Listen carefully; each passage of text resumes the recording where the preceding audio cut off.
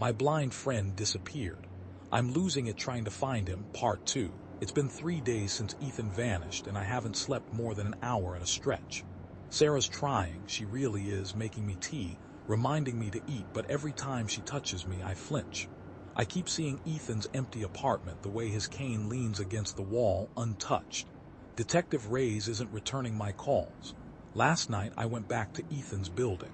Just sat in my car across the street watching, hoping he'd just appear. Walk out like nothing was wrong, cane tapping on the sidewalk.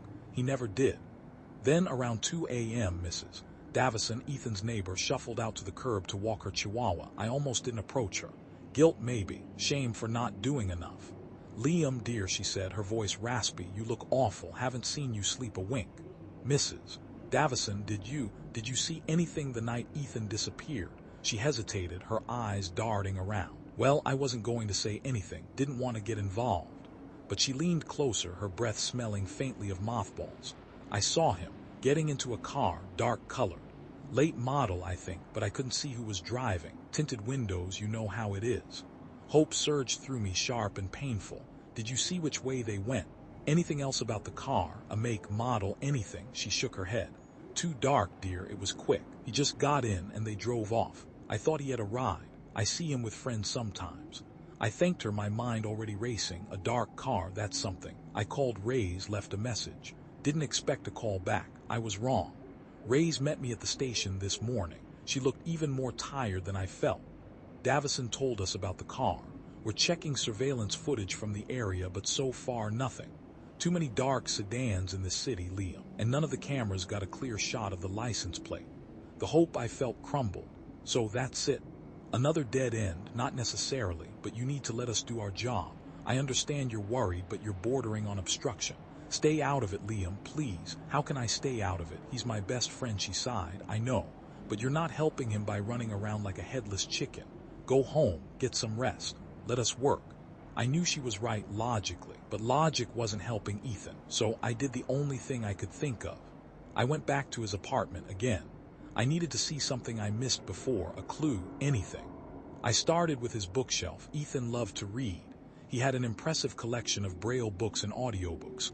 I pulled them down one by one, running my fingers over the spines. I knew it was a long shot. Then I found it. Tucked inside a copy of The Picture of Dorian Gray, a folded piece of paper. It was thick, almost like cardstock. On it a series of symbols I didn't recognize. Underneath, a single word printed in block letters: sanctuary. Sanctuary? What the hell did that mean? I showed Sarah the note that night. She looked at the symbols, brows furrowed. "I don't recognize them. Maybe some kind of code or a religious symbol, I don't know, but I have a feeling this is it. This is something real." I started searching for sanctuary online. Local animal sanctuaries, nature preserves, religious retreats. I made a list, and the next day I started visiting them, one by one.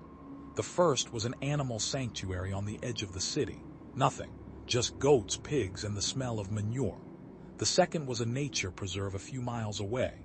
I hiked for hours, calling Ethan's name, feeling increasingly ridiculous. As I walked deeper into the woods, the feeling of being watched crept over me, like I was being observed by someone. I turned around quickly, scanning the trees. For a split second I saw something, a figure standing in the shadows, tall, dark. But then it was gone. I ran. I didn't stop until I reached my car, heart pounding in my chest. I called Reyes, my voice shaking. "I think someone's following me. I saw someone in the woods at the nature preserve." "Liam, you need to calm down. You're imagining things. Stay home. Let us handle this." "No, this is connected to Ethan. I know it is. We'll send a car to your apartment. Just stay put." I knew she didn't believe me, and I knew I couldn't wait for them to handle it. The next day I got a call. Anonymous, distorted voice. "Impossible to identify. We know you're looking for him. Who is this? Where's Ethan? He's waiting for you at the warehouse, the old Sterling warehouse on the east side." The line went dead. I knew it was a trap. Sarah begged me not to go. "Liam, please, this is insane. It's what they want. I have to go, Sarah. What if it's him? What if he needs me?" She couldn't stop me. The Sterling warehouse was a relic, abandoned years ago. Broken windows, graffiti-covered walls, the air thick with the smell of decay. I walked inside, my heart pounding. "Ethan, Ethan, is that you?" Silence. I moved deeper into the warehouse, calling his name. Each step echoed in the vast, empty space. Then I heard it, a faint scraping sound, like something being dragged across the floor. I followed the sound, my hand reaching for my pocket knife. The warehouse was a maze of corridors and rooms, filled with shadows and debris. As I got closer to the source of the sound, I started to feel strange.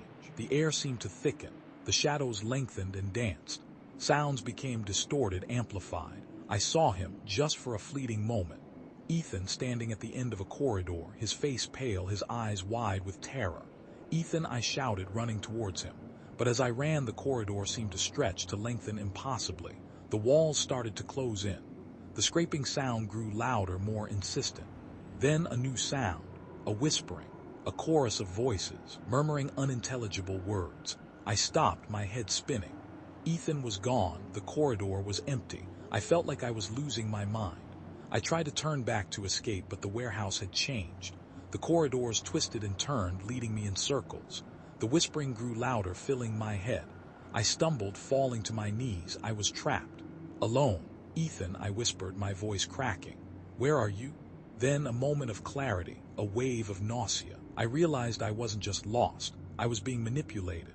This whole thing, it was designed to break me. I started to laugh, a hollow, desperate sound. "You want me? Come and get me." That's when the police arrived. Rays and a few uniformed officers. They found me huddled in a corner, babbling incoherently. "Liam, what happened here?" Rays asked, her voice laced with concern and suspicion. I couldn't answer. I couldn't explain the shifting walls, the whispering voices, the fleeting image of Ethan. They took me to the hospital. A doctor asked me questions, checked my vitals. They said I was suffering from exhaustion and dehydration, possible hallucinations. Rays visited me later that night. We searched the warehouse, Liam. There was nothing there, no sign of Ethan, no sign of anyone, just you. "You have to believe me," I pleaded. "I saw him. I heard things. This is connected to his disappearance." She shook her head. "I want to believe you, Liam, but I'm starting to wonder if you know more than you're letting on." They released me the next morning. I was free to go, but I wasn't free. I was still trapped by guilt, by fear, by the knowledge that Ethan was still out there somewhere. I went back to his apartment to pack up his things, to say goodbye. As I was clearing out his bedroom, I moved his bed. Underneath, covered in dust, I found it. A map, a detailed map of the city. And on that map, every sanctuary I had visited was circled in red ink.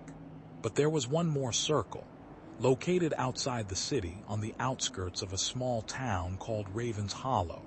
And next to the circled town, scrawled in the same red ink, were two words: "He is waiting." The map was dated 2 weeks before Ethan disappeared.